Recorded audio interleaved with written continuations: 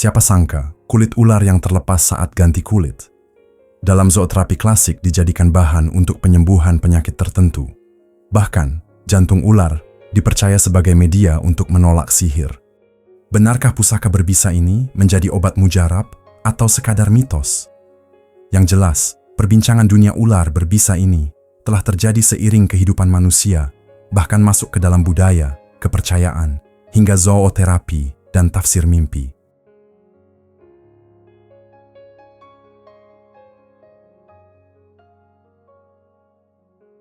Dunia ular adalah dunia yang sunyi, kadang menyeramkan, namun penuh keajaiban.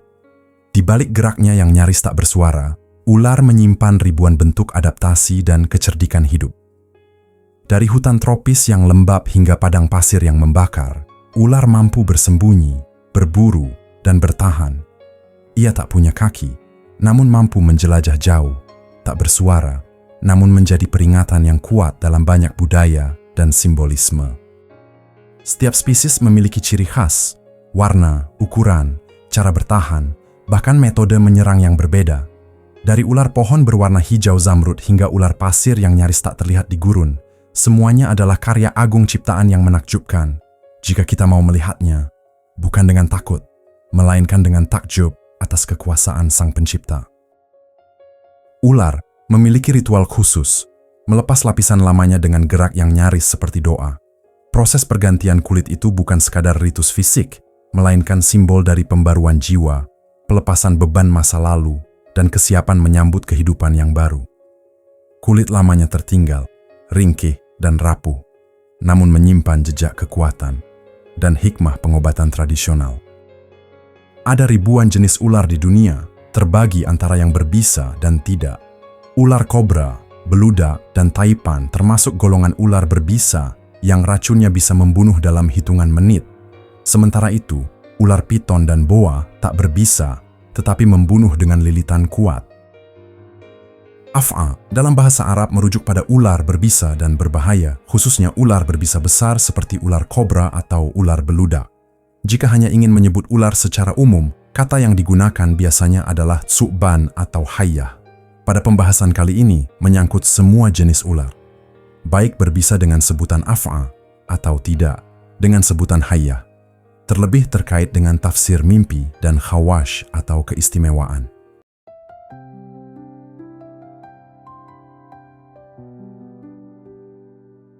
Ular menjadi penjaga alami dalam ekosistem.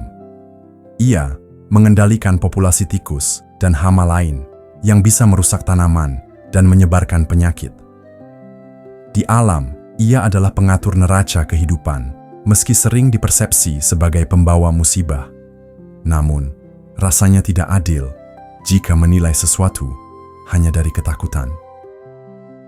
Dalam kitab klasik, Hayatul Hayawan Al-Kubro, karya Syekh Kamaluddin Ad-Damiri, ular digambarkan bukan semata simbol bahaya, melainkan makhluk dengan hikmah tersembunyi yang diwariskan dari pengetahuan para tabib zaman dahulu. Ad-Damiri menyusun khazanah tentang sifat, perilaku, dan bahkan khasiat pengobatan dari racun dan bagian tubuh ular. Di antara khasiat yang disebutkan oleh Ad-Damiri adalah darah ular. Menurutnya, darah ular bukan sekadar cairan, melainkan cahaya bagi mata yang meredup. Darahnya jika dipakai sebagai celak dapat mencerahkan penglihatan. Lebih jauh disebutkan bahwa jantung ular jika dijemur hingga kering lalu dikenakan oleh manusia dapat menjadi tameng dari tipu daya sihir dan gangguan tak kasat mata. Lemak ular disebut bermanfaat untuk mengobati gigitan berbagai serangga beracun dengan cara dioleskan, seolah racun itu terserap ke dalam tanah. Namun, secara umum, daging ular bersifat menghangatkan, mengeringkan, membersihkan tubuh, dan menghilangkan berbagai penyakit. Selanjutnya, kulit ular yang terlepas saat pergantian kulit, jika diletakkan di antara pakaian, pakaian tidak akan dimakan ngengat, tidak rusak oleh hewan tungau. Jika dibakar lalu dicampur dengan minyak wangi dan ditempelkan ke gigi yang berlubang dan sakit, maka akan bermanfaat penyembuhan. Telur ular, jika ditumbuk bersama boraks dan cuka, lalu dioleskan pada vitiligo atau bercak putih pada kulit, maka akan menyembuhkannya. Kulit ular juga disebut bermanfaat untuk menghilangkan kutil kulit. Kulit ular diaduk bersama 3 butir kurma, lalu diberikan kepada penderita kutil, maka kutil akan hilang. Mengutip Hippocrates, Ad-Damiri menyebut, orang yang memakan daging ular, maka ia akan aman dari penyakit-penyakit berat. Seluruh manfaat dan khasiat yang disebutkan dalam teks klasik merupakan bagian dari warisan pengetahuan tradisional. Penggunaan bagian tubuh hewan, terutama hewan berbisa, dalam pengobatan tentunya masih memerlukan uji klinis dan pengawasan medis yang ketat.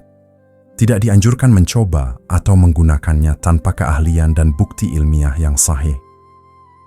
Sajian ini sekedar sebagai pembuka hikmah dan informasi bahwa ular bukan semata-mata makhluk yang ditakuti.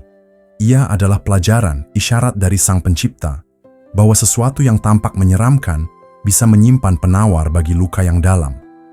Dan dalam setiap liukan tubuhnya, tersembunyi hikmah yang menanti untuk disingkap oleh mereka yang hati dan akalnya jernih. Makhluk yang sering dijauhi, diam-diam menyimpan pelajaran besar tentang kehidupan. Bahwa dalam sesuatu yang ditakuti, bisa saja tersembunyi obat. Dan dalam bisa, mungkin terkandung penawar. Maka, tidak semua yang tampak berbahaya adalah keburukan.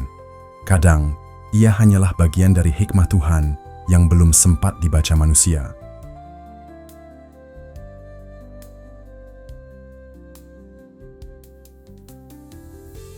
Dalam mimpi, kehadirannya tidak hanya menyiratkan ketakutan atau kejanggalan, tapi juga membawa pesan-pesan halus dari langit dan jiwa.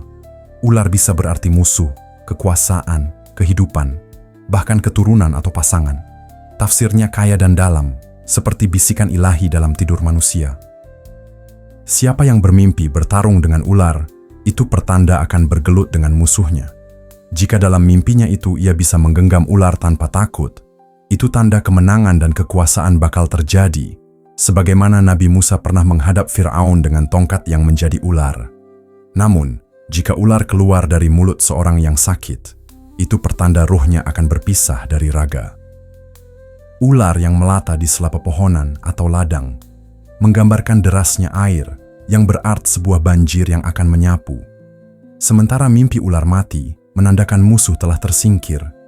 Namun, mimpi digigit ular hingga bengkak justru berarti tanda akan mendapat harta karena bisa diibaratkan kekuatan dan bengkaknya adalah kelimpahan. Daging ular dalam mimpi punya beberapa makna. Dimakan mentah, pertanda gunjingan terhadap musuh. Dimasak, berarti kemenangan dan harta yang bakal direngkuh dari lawan. Bila ular turun dari tempat tinggi, itu tandanya seorang pemimpin akan wafat.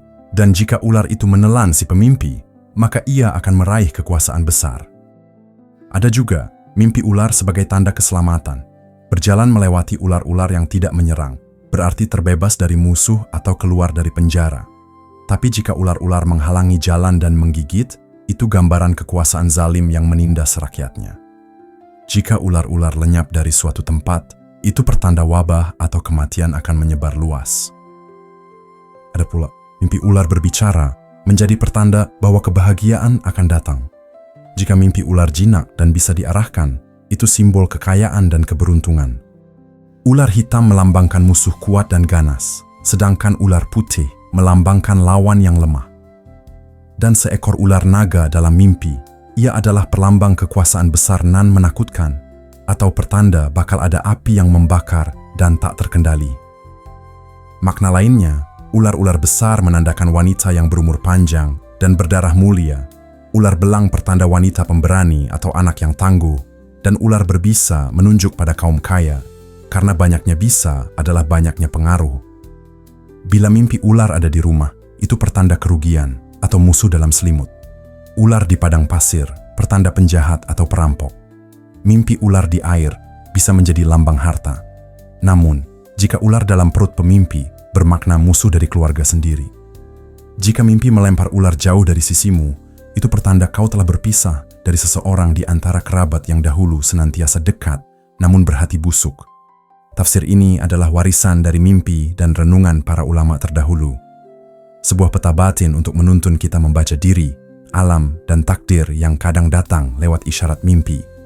Namun, semua ini tetap kembali kepada ketetapan ilahi dan hikmahnya yang maha tahu.